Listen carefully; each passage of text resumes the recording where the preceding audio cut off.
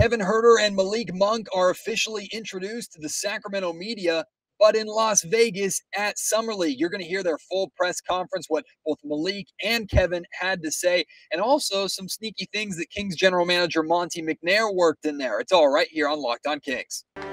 You are Locked On Kings, your daily Sacramento Kings podcast, part of the Locked On Podcast Network, your team every day. And now, ladies and gentlemen, it is that time for another episode of Locked On Kings.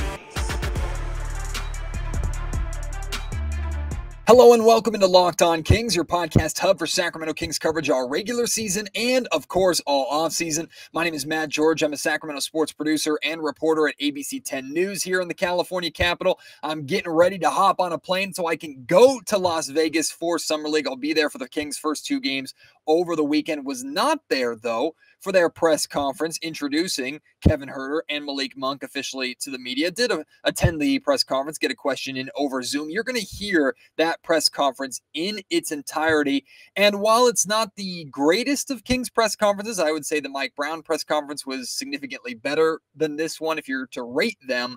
There are some interesting things that Malik and Kevin have to say, some fun things. Kevin talking about his Red Velvet nickname and all the nicknames that he had in Atlanta, whether or not he believes those come with him to Sacramento. Malik Monk talking a lot about him being challenged defensively by the Kings, by both head coach Mike Brown and general manager Monte McNair when they sign him. Of course, Malik's going to talk about his relationship with De'Aaron Fox as well. But there's also some things, especially right at the beginning, some things that general manager Monte McNair sneaks in about the remainder of this offseason, also talks about keeping his options open, keeping flexibility to continue to make moves going forward. Make sure you're listening closely and you don't miss that. I'm going to come back on the other side, share with you some of my biggest takeaways from this press conference. But for right now, enjoy getting to know the newest Sacramento Kings, Kevin Huerter and Malik Monk. Good afternoon. I see a few familiar faces.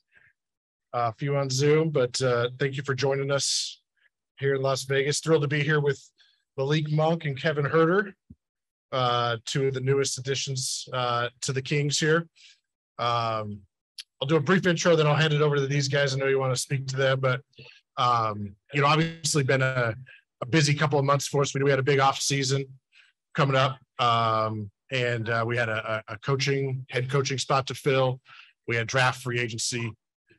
Trade season, and we knew we had goals going in about what we wanted to accomplish. Certainly adding shooting, size, versatility, defense, depth, as well as a coach, and a lot on our plate. And we don't think we're done, but we never feel we're done. But I think we, with these two guys, two pieces that are going to fit great with the rest of our guys and give us a lot of those things that we were looking for. So.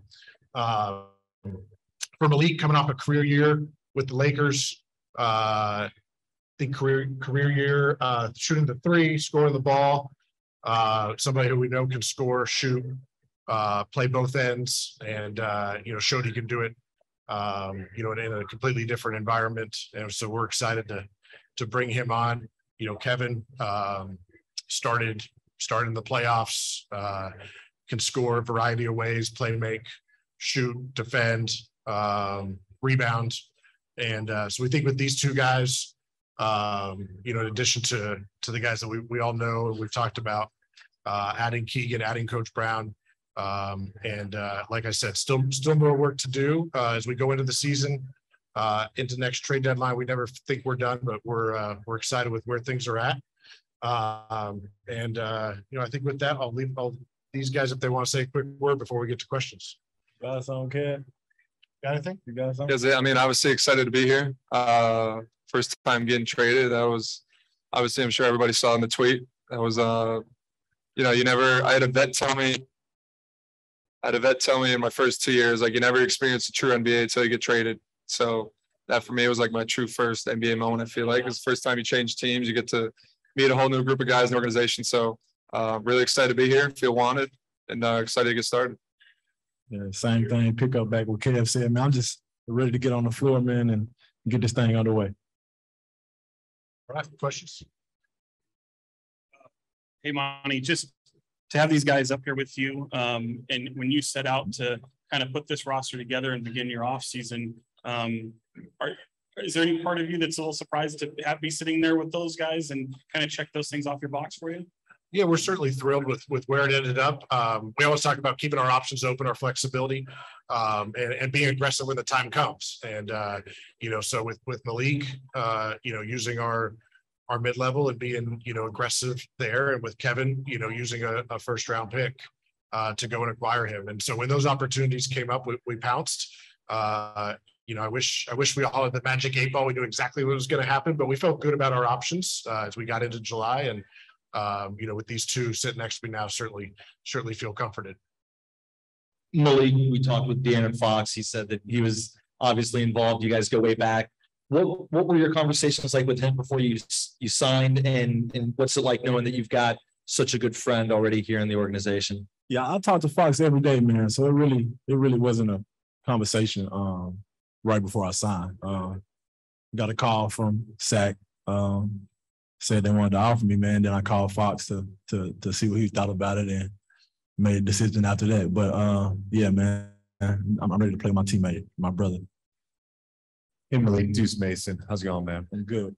What drew you to Sacramento? Like, what appeals to you about this situation? The style of play. They play up and down, and that's what I'm used to. Especially, I'm used to how Fox play. I like how Sabonis plays. I like how Rashad plays. I really like everybody on the team, man, because they just get up and play and know how to play together. And I think I can contribute to that a lot. And Kevin, for you, like getting traded, like what are the initial emotions, and then after you have time to process it, kind of what went through your mind? Yeah, I mean, I think right away you think of everything you have to do off the court to kind of make a trade work. You got to move across the country. Your life picks up and moves. I think that was the initial reaction for me. And then, the more I thought about it, kind of similar to what Malik said, just the fit. I felt like for me, it was going to be a really good fit. The makeup of the people we had here. Like I said, relatively new front office, brand new coach. I think just trying to get everything restarted, get reset here. And something I obviously got more and more excited about the more I thought about it. For Kevin and Malik, Mark Spears, ESPN's Landscape. The team has not been in a postseason for a long time. I talked to Keegan, and he has some optimism that this roster can do it. Just want your thoughts, both your thoughts on that. And is this roster talented enough to make that kind of push? Yeah, I think that makes us relax a little bit more, playing with no expectation, because we go out there and play. And I think we got the right amount of vets, the right amount of young guys to come together and do this thing. And I'm just happy to be a part of it and happy to contribute the first part of it. Yeah, similarly, obviously that's the first thing you hear of. The second you get traded here, how long it's been since you made the playoffs. And like Malik said, again, the makeup we have here, I think the group of guys that have already been here, who they're bringing in, the style of play, how we're going to play is something I think everyone's excited about. And there's no reason we shouldn't be in the mix for sure.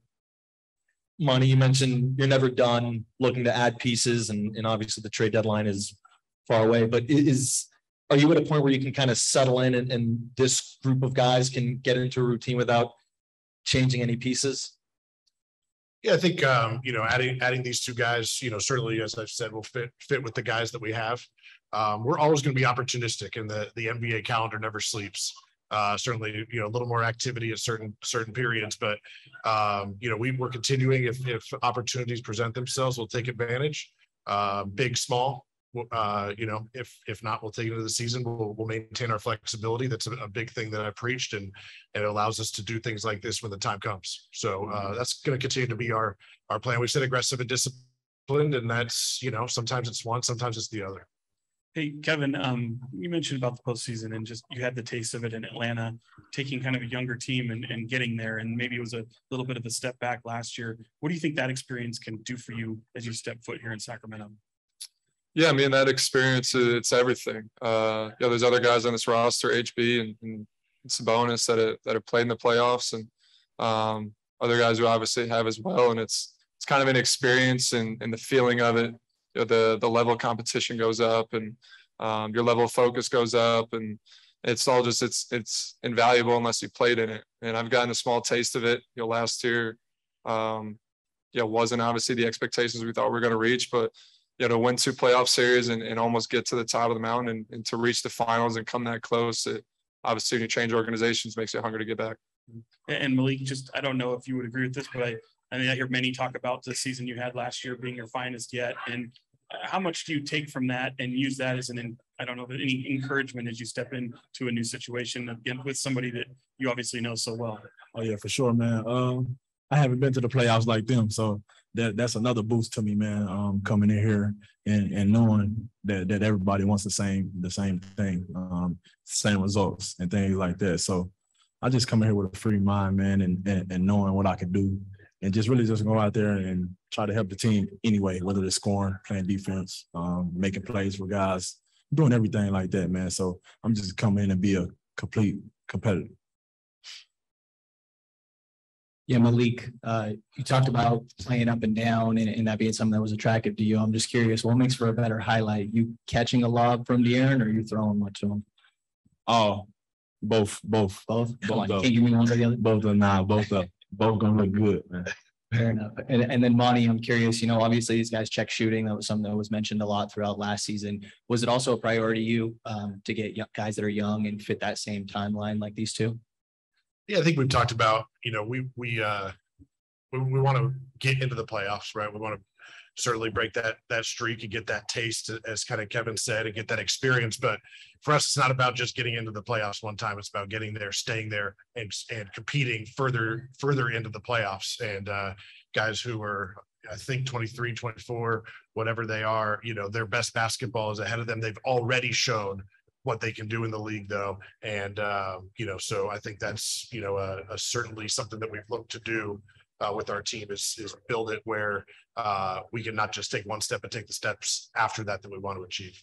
This episode of the Locked On Kings podcast is brought to you by our friends at Rock Auto. And with the ever-increasing numbers of makes and models of vehicles, it's now almost impossible for your local chain auto parts store or even your dealership to carry all the parts that you need. And even when they do carry them, it's at their set price point. You have no negotiation power whatsoever, no access to savings, unless, of course, you have an internet connection on your phone, on your laptop, on your tablet. Does not matter. If you go to rockauto.com, you will save money on car parts. I'm talking 30, 50, or even 100% more savings at Rock Auto compared to your local chain auto parts store. I'll give you an example. A Honda Odyssey fuel pump is $353 from a chain store, $216 from Rock Auto. They're a family business serving do-it-yourselfers for over 20 years, and their prices are reliably low for every single customer if you're a car guru or someone like me that has no idea how the hell the things work and you can barely drive them. Go explore their easy-to-use website today. Find the solution to your auto parts needs. They have brake parts, tail lamps, motor oil, even new carpet, and so much more. And when you go, make sure you write Locked On in their How Did You Hear About Us box so they know that we sent you. Amazing selection, reliably low prices, all the parts your car will ever need. RockAuto.com. And Kevin, do you love the Red Velvet nickname? Does it go from Atlanta to Sac, or does it die in the trade? No, Red Velvet can move. I was talking about it at lunch. I said, the media, everyone outside the team, you can use Red Velvet. It's on our team on cap. Let's keep it nice and simple, but I'm okay with it. They can move with us. All right, let's go to Zoom. Jump Patrick, go ahead. Hey, this is from Monty. I'm with the Sacramento Bee. Just wondering, how the offseason moves have affected the defense and, whether you agree the team needs to get better on defense. Yeah, we know we have to improve. We have to improve on both sides of the ball. We've talked with Coach Brown about that. He's addressed it at his press conference. Our team is going to defend, but we have to score as well, and we got to improve on both ends. I think last year neither side of the ball was up to par, and we're looking for improvements, and we think these two guys will help. We all know about their shooting, but I think defensively underrated, and guys that can, that Coach Brown's excited to get on the floor and see what they can do on both ends. All right, James, go ahead. Yeah, first up for Kevin, are you more of a 2 or a 3 at the NBA? What do you feel more comfortable at? What position? The NBA is positionless. For me, it's 1 through 4, whatever you want to call it. I think I can guard 1 through 4. For the most part, play 1 through 4. Just I want to play with a good group of guys. I want to play with 4 other guys on the court that want to be unselfish, move the ball, you'll buy into whatever we're doing team-wise, defensively. And so however that fits and your guys 2, 3, 4, I'm cool with it. And for Malik, you guys, it looks like you're going to have a pretty good competition, not only for minutes, but maybe even for starting jobs. Just how much are you looking forward to that, the competition level here? Again, yeah, it's the NBA. You have competition every night. It's both in practice and during the game. So it's really nothing new to us. Yeah, that's the game of basketball, man, competing. So we all want the same goal. So it really don't matter. I think we both gonna go out there and do our job as best as we can. All right, Sean, go ahead. And for Malik, you started your career in Charlotte playing for MJ, and then you went to LA and played with LeBron. What were those experiences like, getting to learn from 2 of the greatest to ever play the game? Oh yeah, man. Life-changing experiences for both aspects.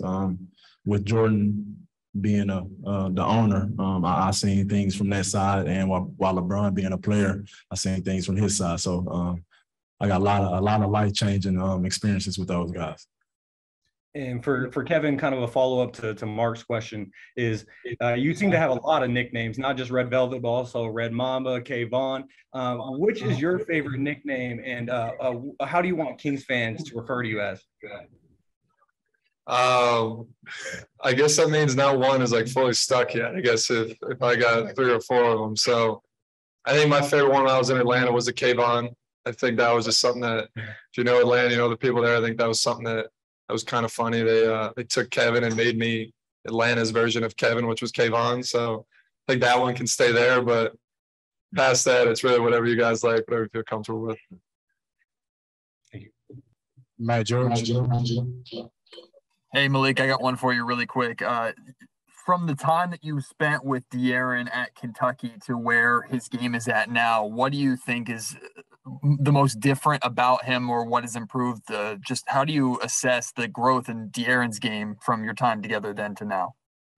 Oh yeah, he's been playing this game for about to be 6 years, man. So he's just a well-grounded player now. He knows when to go, when to score the ball, when to get the team involved, when to do everything, man. He just became a way better grounded basketball player, and that's what I seen most from him. So it's not really one thing he done great; it's everything. So.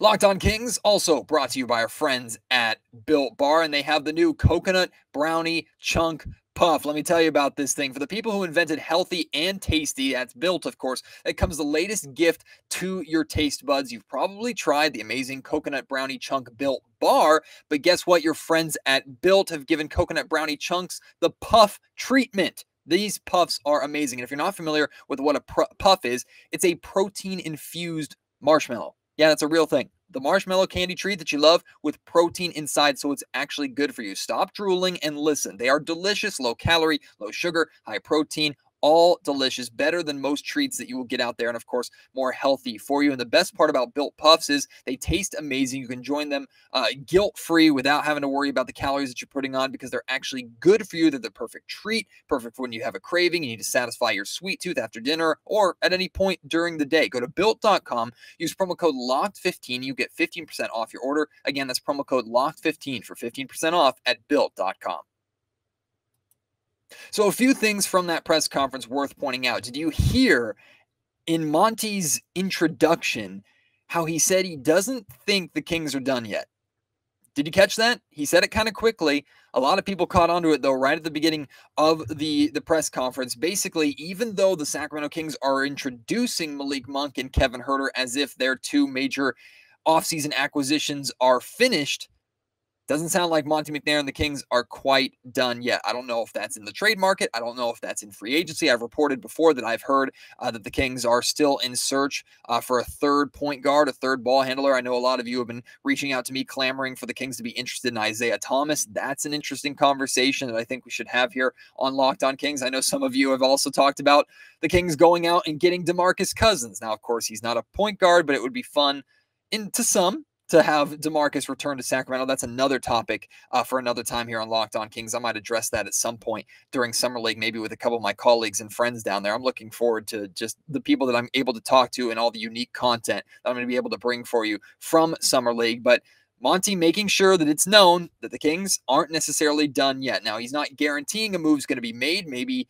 Harrison Barnes is still being floated out. There's potential trades on the table for him. Maybe the Kings wait till the trade deadline to do any kind of move like that. If they are going to move HB, who knows? But Monty is clear in saying that the Kings aren't, just because they're introducing Kevin Huerter and Malik Monk doesn't mean their offseason moves are done. That jumped off the table to me. One of my biggest takeaways, Kevin Huerter talked about this a little bit too, but it was mainly Malik Monk who spoke about the defensive challenge for the Kings. Because when we saw the Kings signing Malik Monk, right, we instantly drew the connection between Malik Monk and De'Aaron Fox. And I was able to get a question there towards the end asking Malik what he noticed about De'Aaron's game, how it was different from his time at Kentucky to where De'Aaron is at now. But in addition to the shooting that he provides, in addition to that connection that he has with De'Aaron, there were question marks about, okay, he fills a need spacing the floor, offensively fits really well with what the Sacramento Kings are trying to do. And you even heard him mention in there one of the appealing reasons for him signing with the Kings is the way that they play, getting up and down, playing fast-paced. Malik likes that. But there were obvious questions defensively. We know the Sacramento Kings team has to get better defensively. They just went through multiple years of having Buddy Hield as their go-to shooter, and while he made sense offensively and helped the Kings space the floor, defensively, he was a nightmare, and the Kings have not been a good team. And I'm not putting that all on Buddy Hield. I'm just using him as an example as that former starting two guard. Malik Monk might be the future starting two guard for the Kings, or it could be Kevin Huerter. Both of them have to step up defensively. I have more faith at this point in time in Kevin Huerter defensively than I do Malik Monk, because I've seen Kevin Huerter play a little bit better defense than Malik Monk to this point. But I thought it was interesting that he pointed out that both head coach Mike Brown and general manager Monte McNair have challenged him to get better defensively. And he also said in that answer there, he said, obviously, I know what I need to work on. So he's very aware that defensively he needs to improve, just like he's very aware, and the Sacramento Kings as a whole are very aware that defensively across the board, they have to improve. So that really jumped off the table to me, and I'm glad that he put that out there, put that in the open. That establishes accountability. And we know for a fact that in addition to the shooting and offensive firepower that Malik and Kevin can provide, the defense is going to need to be there as well, need to improve as well from the entire team if Sacramento wants to have any shot at making the playoffs. Speaking of making the playoffs, I don't know if you caught Kevin Huerter saying there's no reason why the Kings shouldn't be in the mix. I love that mentality. It's absolutely true. There is no reason why this Kings roster should not be in the mix for making the playoffs next year. That is the expectation. That is the goal for this team. That is the bar that the Kings are going to hold, or rather Kings fans and myself, we should hold Sacramento to. Any other takeaways from this press conference that you have that you want to share with me, be sure to let me know. You can reach me on Twitter at MattGeorgeSack. You can email me mattgeorgesports@gmail.com, or leave your thoughts in the YouTube comment section down below. I also thought it was interesting that Monty snuck in there that he thinks that both Malik Monk and Kevin Huerter are defensively underrated, and yet both, mainly Monk, was challenged by the team to be better defensively. I mean, I'm not saying that you can't still challenge someone who is underrated, but that might have been more of a Monty comment to kind of show his guys some love and give them a little more excitement, or give them a little more recognition for what they can be defensively than reality suggests. But hey, I'm okay with Monty supporting his guys like that. But again, any takeaways, anything that you liked, that you heard from that press conference that you want to talk about, be sure to reach out to me and we will discuss them. As for right now, if you'll excuse me, I got a flight to catch. I'm heading to the Sacramento airport. We'll hop on a plane. We'll be in Las Vegas tonight. We'll be there tomorrow and Sunday for their first two Summer League games through Monday. Hopefully some great, unique content from Las Vegas is coming here on Locked On Kings. Without a doubt, you're going to get post-game editions of Locked On Kings, but maybe some fun guests. I have no idea who's going to be out there. You best believe if I can get some good guests and good names on Locked On Kings, I am going to do it. So I really appreciate, of course, ABC 10 for allowing me to go to Las Vegas, but so much of the reason why I'm going to Las Vegas has to do with Locked On Kings, the support that you provide Locked On Kings. That means the world to me. And I'm very excited to hopefully make it worth your while by bringing you some unique content if you're not able to go to Vegas yourself. So can't wait to have you join me for future Las Vegas Summer League editions of Locked On Kings coming later this week. Sorry for the lack of episodes so far this week. I'll make up for it on the back half. Appreciate you so much. Can't wait to talk to you next time. Until then, my name is Matt George. You've been listening to Locked On Kings, part of the Locked On Podcast Network.